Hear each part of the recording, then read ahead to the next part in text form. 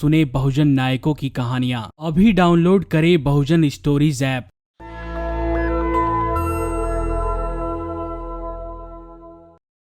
Patreon और अन्य माध्यमों से नेशनल दस्तक का सहयोग करने वाले सभी दर्शकों का बहुत बहुत शुक्रिया। आपके सहयोग से ही बहुजन मीडिया को नई ऊंचाई मिल रही है और मनोबल और अधिक बढ़ रहा है। आशा है आगे भी आप हमें ऐसे ही सपोर्ट करते रहेंगे। धन्यवाद।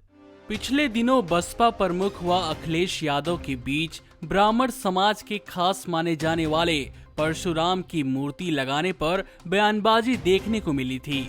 हालांकि मायावती ने कहा था कि अगर 2022 में उत्तर प्रदेश में बसपा आई तो वह सभी धर्मों और जातियों में सम्मान और आस्था के प्रतीक माने जाने वाले गुरुओं के नाम पर अस्पताल और लोगों के ठहरने के लिए कम्युनिटी सेंटर बनाया जाएगा। इसी तरह उन्होंने परशुराम की मूर्ति लगवाने की भी बात कही थी।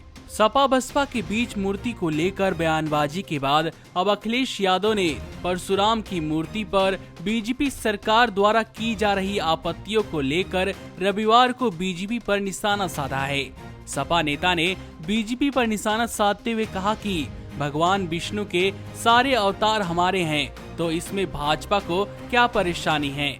अखिलेश यादव ने कहा, भगवान सभी के हैं, विष्णु के सभी अवतार चाहे वो राम, कृष्ण और भगवान विष्णु हो, सभी को हम पूजते हैं। परशुराम भी भगवान हैं और सभी के भगवान हैं और सभी इन्हें पूजते हैं, लेकिन भाजपा को लगता है भगवान सिर्फ उसी के हैं।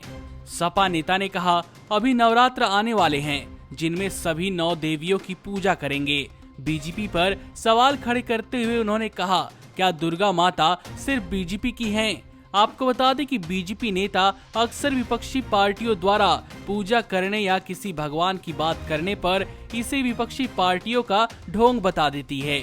आपको बता दें कि समाजवादी पार्टी के नेता ने परशुराम की 108 फीट ऊंची मूर्ति लगाने का ऐलान किया है, जिसके बाद राजनीतिक पार्टियों में हलचल मच गई।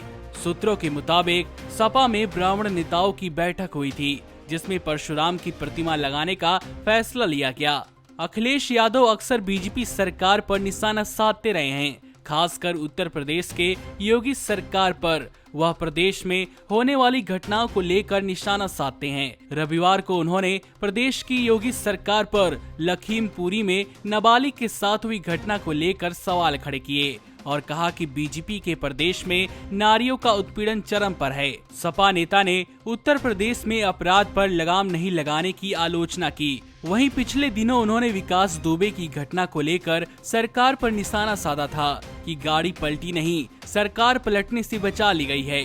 मालूम हो कि विकास दुबे को मध्य प्रदेश से उत्तर प्रदेश के कानपुर लाते वक्त उसकी गाड़ी पलटने पर उसके द्वारा भागने की कोशिश में पुलिस ने उसे मुठभेड़ में ठिकाने लगा दिया। नमस्कार।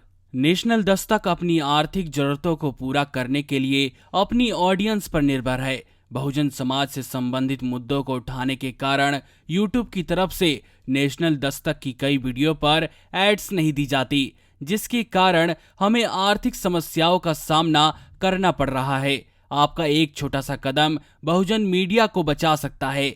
आपके सहयोग और सहायता के कारण ही हमने अभी तक यह मुकाम हासिल किया है।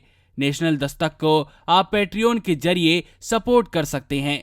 इसके साथ ही आप अन्य माध्यमों जैसे यूपीआई, गूगल पे, डेबिट कार्ड, वॉलेट, फोन पे आदि से भी हमारी मदद कर सकते हैं, जिसका लिंक वीडियो के नीचे डिस्क्रिप्शन में डाल दिया गया है। पैट्रियन पर आप हमें प्रतिमाह $2 यानी 140 रुपए प्रतिमाह से हमारे साथ जुड़ सकते हैं। दूसरे माध्यमों में राशि की कोई सीमा नहीं है। आपके सहयोग से ही बहुजन मीडिया को एक नई दिशा मिली है और इसे अभी एक नए मुकाम तक लेकर जाना बाकी है, जो आपके साथ के बिना संभव नहीं है।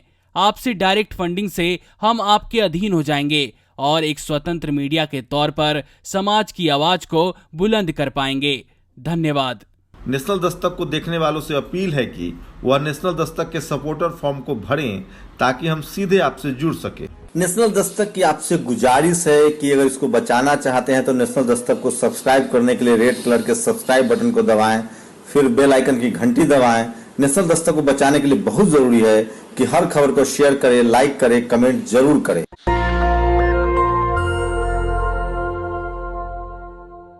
सुने बहुजन नायकों की कहानियां। अभी डाउनलोड करें बहुजन स्टोरीज ऐप।